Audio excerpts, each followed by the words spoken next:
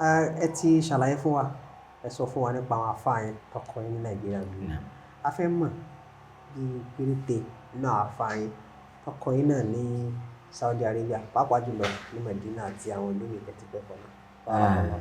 Nínú àwọn àfáà tí wọ́n kọ́ wa abẹ́lẹ́ ọba subhanahu wa ta'ala àwọn tí wọ́n bá ti jáde láyé nù kọ́lọ̀ kọ́ bá ní kẹ́ wọn àwọn tí wọ́n bá sì ìṣẹ́kù kọ́lọ̀ jẹ́ kí wọ́n tán lórí dáadáa kọ́ láìpẹ́ ìjọba.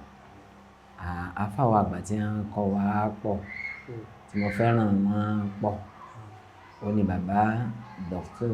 Mukhtar Ashinqiti méjì ni wọ́n ìka faqih ìka usuli ìka máa ń kọ́ wa ní fíkíù ìka máa ń kọ́ wa ní usul fiqh èyí tí ń kọ́ wa ní fíkíù inú ustadu wa àjíà oníyànlázàmà nígbà tí wọ́n wà ní mamlaka.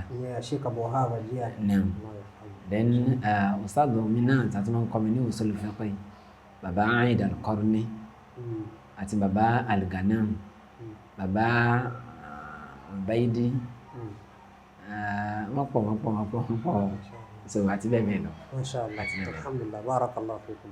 Àti bàbá Zuhaimi wọn náà kọ́ wa ó dẹ̀ mi àti prof máa ń mọ́ mi lẹ́yìn lálọ́ ka usul fiqh lọ́dọ̀ bàbá so tíra manduma usul fiqh yẹn Waraqat àti ọ̀dọ̀ wọn ni láti lọ́ máa ń gbà kéwìn. Alhamdulillah, barakallahu fikum.